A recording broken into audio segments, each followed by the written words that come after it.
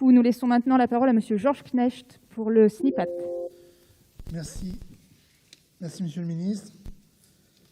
Chers collègues, je vais essayer d'être bref parce que pour ne pas être coupé une fois de plus, même si le sujet mériterait qu'on s'y attarde un peu plus longtemps.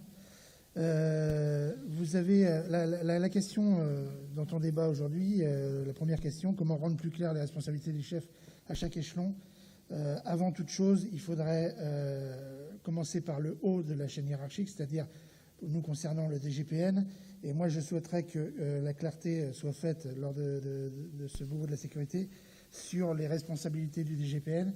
Et je dirais que pour qu'il assume pleinement les responsabilités de sa mission à la tête de la police nationale, il faudrait déjà qu'il ait toute l'attitude sur l'organisation de celle-ci. Et ça, c'est le premier problème. Je l'ai déjà dit dans d'autres groupes de travail, je le redirai.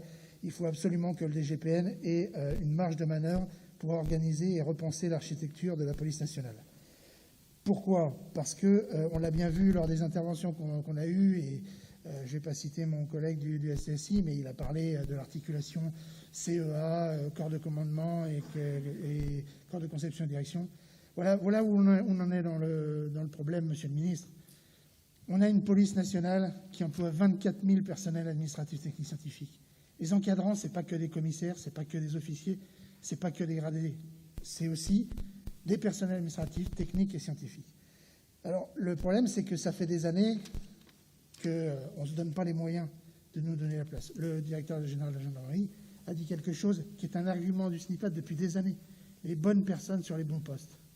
Voilà ce qui doit être fait depuis des années et qui manque à la police nationale. Je vais être bref, mais un petit constat.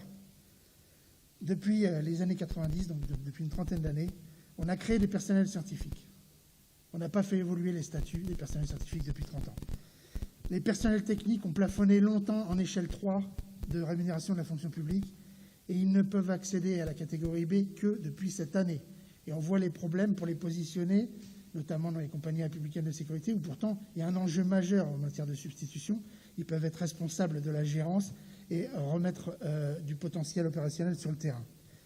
Enfin, les attachés de police. Les attachés de police ont été créés en 1996, Monsieur le Ministre, pour remplacer les commissaires.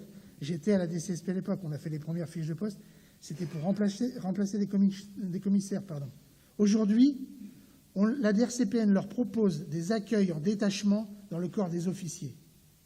Pourquoi ? Parce que depuis 30 ans, la hiérarchie et la place de cette hiérarchie administrative, technique, scientifique n'a pas évolué au sein de la police. Alors que dans le même temps, on a des corps actifs, la catégorie C qui a disparu, les gradés gardiens qui sont passés catégorie B, les officiers qui sont passés catégorie A.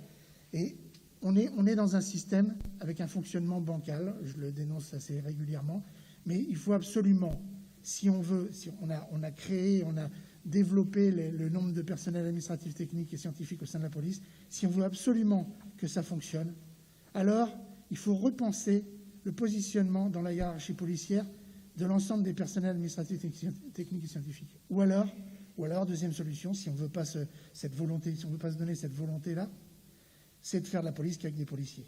Mais sinon, si on veut nous garder, il faut repenser l'architecture et nous repositionner. Merci beaucoup. Merci, Monsieur Knecht.